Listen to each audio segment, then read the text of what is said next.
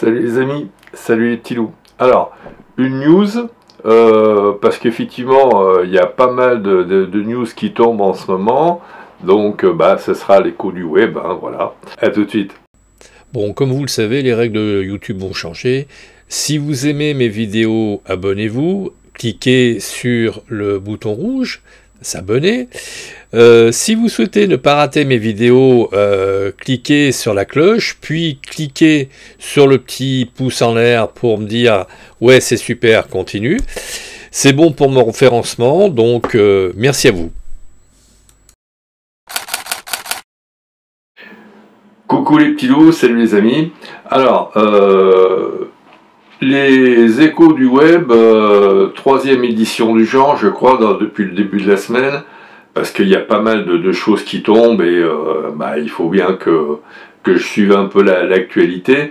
Je vous l'avais déjà dit, mais Windows 7 ne sera plus suivi. Alors, ne sera plus suivi, pas tout à fait, parce que pour ceux qui vont payer, les entreprises par exemple, qui ont un parc phénoménal d'ordinateurs avec Windows 7, vont pouvoir avoir les patchs que Microsoft va faire, mais à titre onéreux. Il n'y a pas de petites affaires. Alors ce qui est curieux, c'est que bon, Windows 7 sera abandonné, mais pas tout à fait.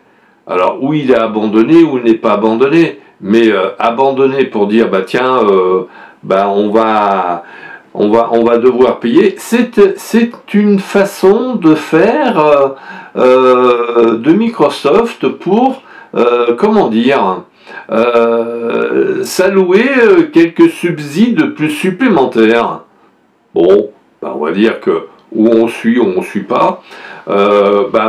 Apparemment, là, sur le net, il y a des petits didacticiels qui vous disent comment passer de Windows 7 à Windows 10 gratuitement. Je vous conseille d'aller les voir.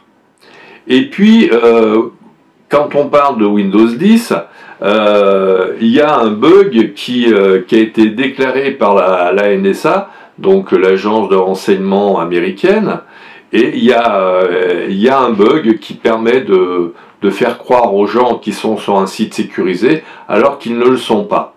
Donc j'invite toute ma communauté à bien faire des mises à jour de Windows 10 parce qu'effectivement c'est excessivement dangereux. On peut se faire hameçonner, on peut se faire rançonner, enfin bon bref, tout plein d'horreurs, ce que je ne vous souhaite pas bien évidemment. Autre news, Donald Trump, avec sa grande gueule, a demandé à Apple à créer une backdoor dans les iPhones suite à une prise d'otage ou à une fusillade aux États-Unis.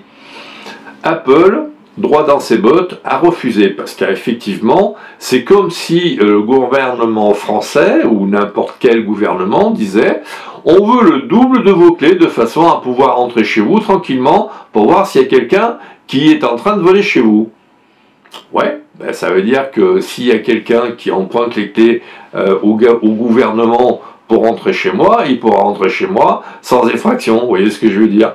Eh ben là c'est pareil. Apple refuse de donner, de décrypter ou d'insérer un logiciel de backdoor, donc de porte dérobée pour pouvoir rentrer dans les iPhones, parce que c'est la porte ouverte à tout. Imaginons qu'en Chine, un dissident chinois ou hongkongais par exemple, hein, pour ne citer qu'un truc très précis, le gouvernement chinois souhaite entrer dans un iPhone hongkongais, eh bien si Apple mettait une backdoor dans son iPhone, eh bien le gouvernement chinois irait bien vite voir ce qu'il y a derrière. Vous voyez, donc c'est marqué défendu.